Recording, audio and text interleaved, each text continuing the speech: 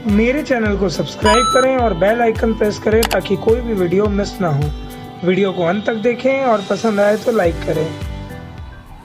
नमस्कार मित्रों, मैं रवि शर्मा आप सबके सामने आज फिर आया हूँ मैं एक छोटी सी कहानी लेकर। ये कहानी बहुत दिलचस्प है। ये एक ऐसे व्यक्ति की है जो कर्म से बनिया था और छोटी सी राशन दुकान थी उसकी गांव में। और राशन दुकान चलती तो अच्छी थी, फिर भी उसके मन में कपट था। किस प्रकार का कपट?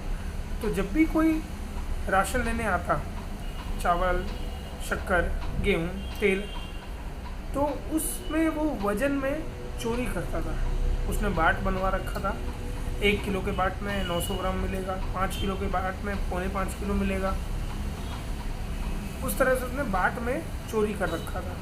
और तेल नापने वाले डब्बे में भी उसने छेद कर रखा था कि अगर 1 लीटर कोई मांगे तो उसको 800 ml मिले, अगर कोई 2 लीटर मांगे तो उसे 2.25 लीटर मिले।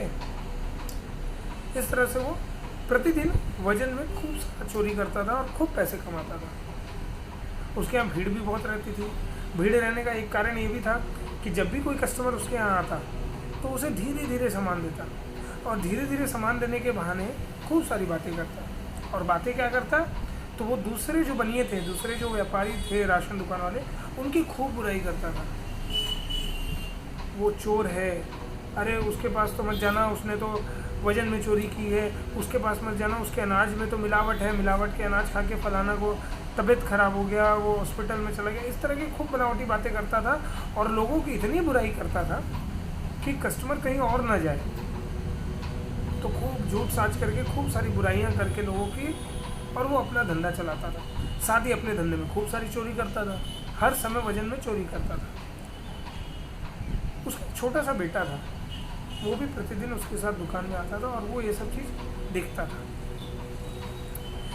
साथ ही उसका जो स्टाफ था, जो बनिए का स्टाफ था, वो अपने स्टाफ से गाली देकर बात करता था, गंदी गंदी गालियाँ देता था, लात मारता था, और तब उससे बात करता था, अरे तुम इधर आओ, तुम्हें समझ में नहीं आता, सामान निकालो। और बिना गाली दिए बात ही नहीं करता था अपने स्टाफ से।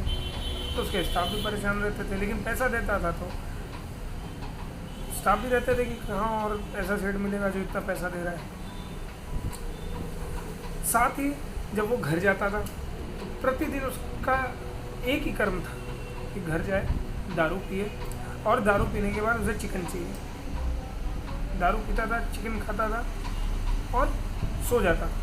न अपने परिवार को दो मिनट का समय देता था, न अपने परिवार से 2 मिनट हंस बोल के बात करता था, क्योंकि रात को आया, दारू पिया, खाया पिया, सो गया। उसमें सिर्फ एक ही अच्छाई थी कि वो प्रभु भक्ति में बहुत निपुण था। किस प्रकार से? तो सुबह जब वो उठता था तो बिना नहाए, बिना पूजा किए भोजन नहीं करता था। तो सबसे पहले नहाता था, नहाने के बाद सबसे पहले पूजा पाठ करता था, और दिन भर प्रभु का नाम जरूर लेता रहता था। राधे राधे, कोई भी आया, राधे कृष्ण, जय श्री कृष्ण, दिन भर प्रभु का नाम लेते रहता था। एक दिन श्री कृष्ण उसके सामने साक्षात प्रकट हो गए। उसने पूछा, आप कौन? तो श्री कृष्ण ने कहा, मैं श्री कृष्ण हूँ, तुम हमेशा मेरा नाम जपते रहते, तो मैंने सोचा तुमसे मिल लिया जाए। ये सुनकर बनिया बहुत खुश हो गया, आनंदित हो गया, पैर पकड़ लिए, अरे प्रभु आपने मुझे दर्शन दे दिए, इतनी कृपा मेरी। अब श्री कृष्ण ने कहा कि मैं तुम्हारे साथ 1 दिन के लिए रहने आया हूँ, 1 दिन पूरे 24 घंटे मैं तुम्हारे साथ रहूँगा। बनिया और खुश हो गया कि प्रभु खुद मेरे घर आ गए रहने के लिए, इससे बढ़िया और क्या मेरे को मिल सकता है। तो जब श्री कृष्ण आए उसके पास रहने के लिए, श्री कृष्ण को, अपने बेटे को, दोनों को लेकर वो बनिया दुकान गया, अपने नित्य कर्म में लग गया। सुबह सुबह दुकान खोलने गया, दुकान। अब दुकान खोलने के बाद जब कोई कस्टमर आया और उसने कहा भैया 5 किलो चावल देना, अब वो 5 किलो चावल तोले और तिरछी नगर से बार बार श्री कृष्ण को देखे, फिर उसे सामान दे दे और फटाफट काम करे। फिर थोड़ी देर बाद कोई कस्टमर आया, 2 किलो शक्कर देना, उसे 2 किलो शक्कर देवे, और तिरछी नज़र से प्रभु को देखे और फिर 2 किलो शक्कर पैक करके दे। ऐसा दिन भर चलता रहा और किसी से बात नहीं, किसी से चीत नहीं। 1-2 कस्टमर जो बैठते थे, गप्पे मारते थे, वैसे कस्टमर भी आए। उन्होंने कहा क्या बात है, आज आप एकदम शांत हो, कुछ बोल नहीं रहे हो। तो बनी ने कोई जवाब नहीं दिया। नहीं, आज थोड़ा सा मैं व्यस्त हूँ, आज मैं थोड़ा सा बिजी हूँ, इससे ज़्यादा कोई बात नहीं।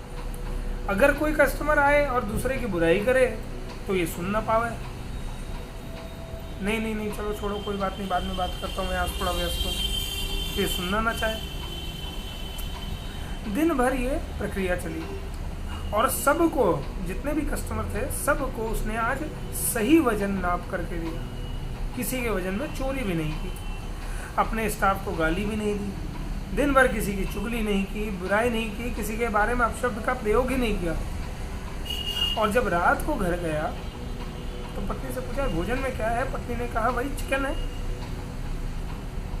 तो बनिया क्रोधित हो गया, अरे क्या तुम रोज रोज चिकन बनाती हो, कभी अच्छा खाना भी बनाया करो, चलो खीर बनाओ, नैवेद्य बनाओ, हलवा बनाओ, बिना प्याज लहसुन के शुद्ध शाकाहारी भोजन बनाओ, हमारे मित्र आए हुए हैं।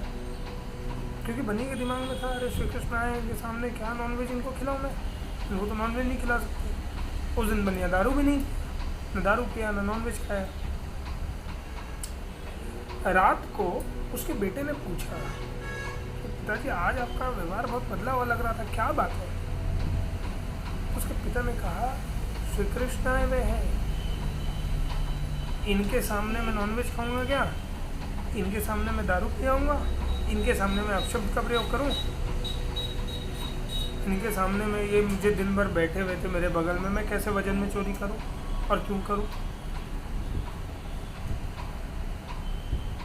उस समय एक चीज हमें ध्यान रखनी चाहिए कि जब श्री कृष्ण आपके घर आए उसी समय वो आपके साथ हैं, ये सोचना हमारी मूर्खता है। क्योंकि ईश्वर हमारे साथ हमेशा है, हर समय है, हर वक्त है।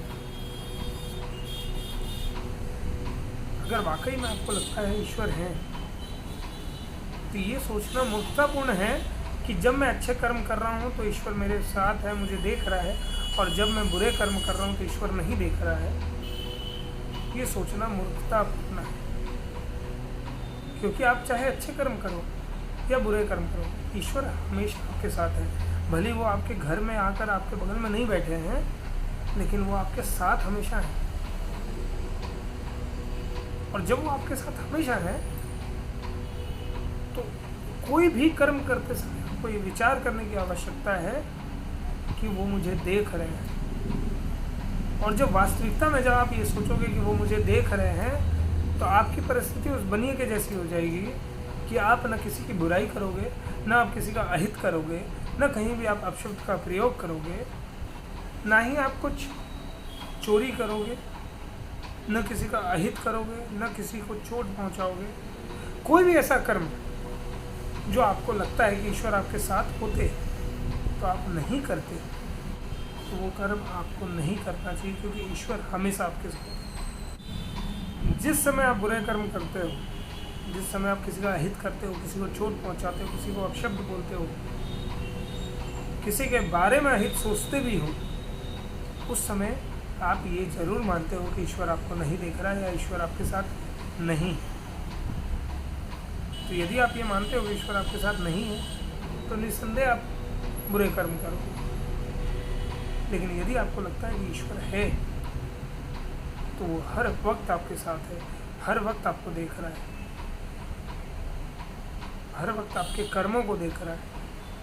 इसलिए कोई भी कर्म करे तो ये ध्यान रखें कि ईश्वर हमेशा आपके पास है, ईश्वर हमेशा आपके सामने है। जिस दिन आपको ये एहसास होगा कि ईश्वर हमेशा मेरे साथ है और हमेशा मेरे पास है, तो आप बुरे कर्म तो दूर की बात है, आप झूठ भी नहीं बोलना चाहोगे। क्योंकि जब ईश्वर आपके सामने बैठा रहेगा तो आप झूठ नहीं बोल सकते। तो उम्मीद है ये कहानी आपको पसंद आई होगी। मेरा नाम रवि शर्मा है। बहुत बहुत धन्यवाद।